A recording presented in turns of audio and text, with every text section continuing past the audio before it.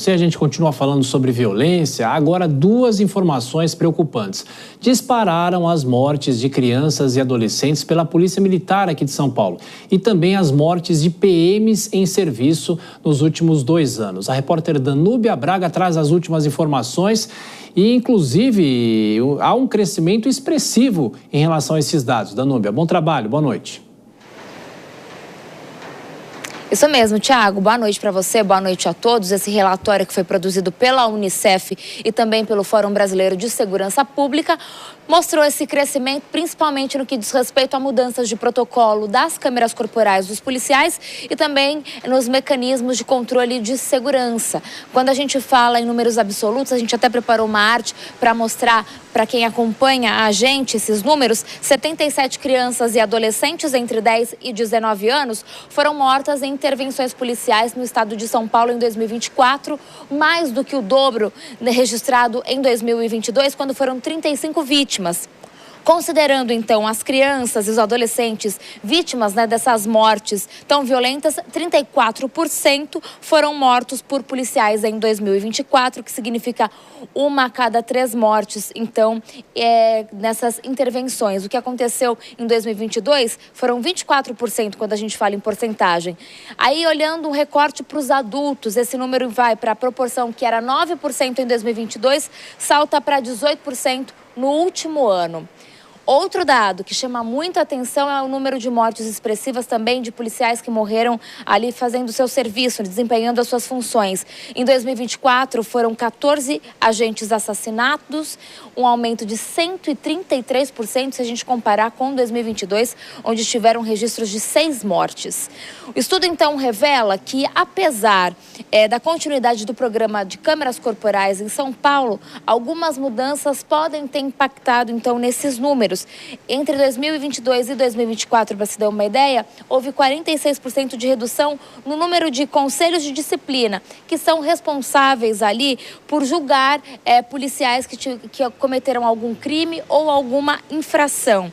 Além disso, a redução no número de processos administrativos disciplinares e também inquéritos policiais militares. Outra mudança que aconteceu foi no funcionamento da Corregedoria da Polícia Militar, em que desde junho do ano passado o órgão passou a depender da autorização do subcomandante da PM para, então, afastar policiais envolvidos em casos de atentado às instituições, ao Estado ou ainda aos direitos humanos, o que pode, então, ter impactado nesses números.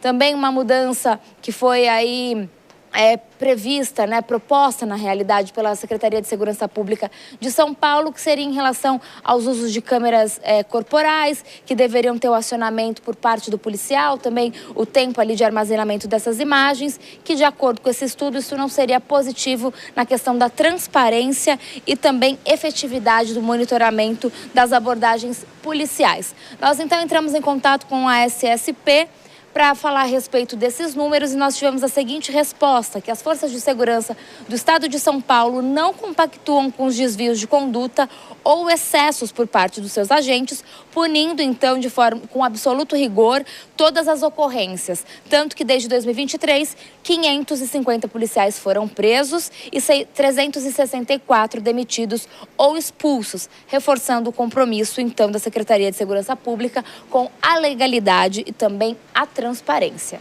Tiago, volta. Danúbia, é um quadro complexo da segurança pública, a gente continua de olho, bom trabalho para você. Vou chamar o Cristiano Vilela. Vilela, veja como o quadro realmente é complexo, né? Porque, por um lado, você tem a morte do policial militar em serviço ou, muitas vezes, fora de serviço, mas ele acaba reagindo, acaba agindo. No Rio de Janeiro, isso aparentemente é mais comum, né? Quando a gente tem mais informações.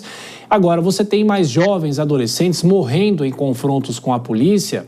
Claro que toda a conduta precisa ser apurada, mas isso mostra também que você tem mais pessoas com menos idade, abaixo de 18 anos, envolvidas no crime, né? No crime organizado até. Exatamente, existe um fortalecimento cada vez maior dessas estruturas do crime organizada que se utilizam de uma estratégia de aliciamento dessa mão de obra de jovens mais vulneráveis, mais interessados, eventualmente, diante de uma condição gravíssima de vida, de eventualmente acabar se encantando pela aura ali do crime organizado, que movimenta muito dinheiro, que acaba fazendo ações espetaculosas e tendo muitas vezes o domínio em determinadas regiões das principais cidades do Brasil. Por isso que é fundamental que haja uma abordagem bastante racional em relação ao crime organizado e que todos os segmentos do poder público venham a atuar de uma forma uniforme. Senão, o que nós veremos é esse fortalecimento, essa roda acabar girando de uma forma cada vez mais intensa e esse fortalecimento dessas grandes estruturas criminosas acabe atraindo mais e mais mão de obra jovem e o país acabe perdendo um número cada vez maior de jovens e adolescentes.